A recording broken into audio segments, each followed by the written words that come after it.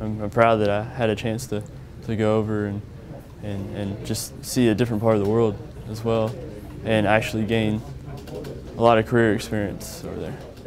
Being on this redeployment out processing, I've actually had a chance to build my own resume, send out to recruiters in Indianapolis and Louisville, and actually have a few interviews lined up when I do get back.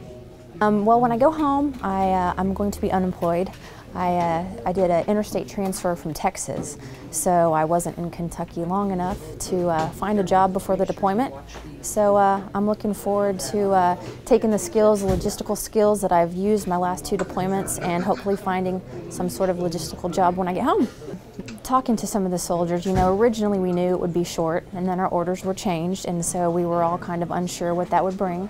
But I know that in talking with some of my soldiers, they've got concerns, as most Americans do with the economy right now, and jobs aren't easy to come by. So, you know, folks have kids and bills and homes and cars to pay for, so I'm hoping that it works out for all of them. We've had Workforce One that came and talked to us, and they gave us sheets upon sheets of websites we can go to, resume type classes, those sorts of things.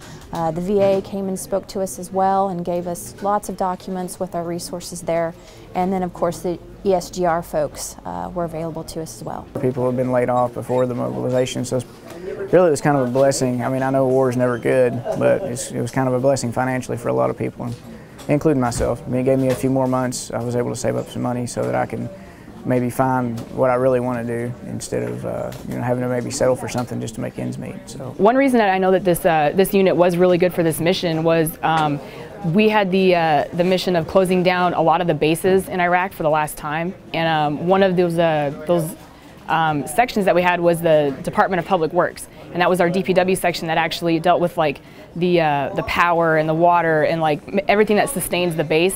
And within that section we had Kentucky Guardsmen and some Guardsmen from other states that actually do that stuff on the civilian side. We had plumbers and teachers and electricians and engineers, so they could use their civilian skill sets overseas in Iraq as well, and that was like very critical to our mission as we closed it down and left theater.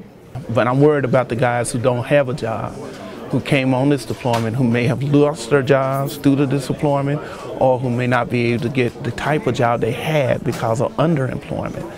My understanding is that many of the guys are fighting to get their bonuses, stuff like that, making sure their taxes are correct, and we as a state, not as just a unit, we as a state have to make sure those folks are taken care of.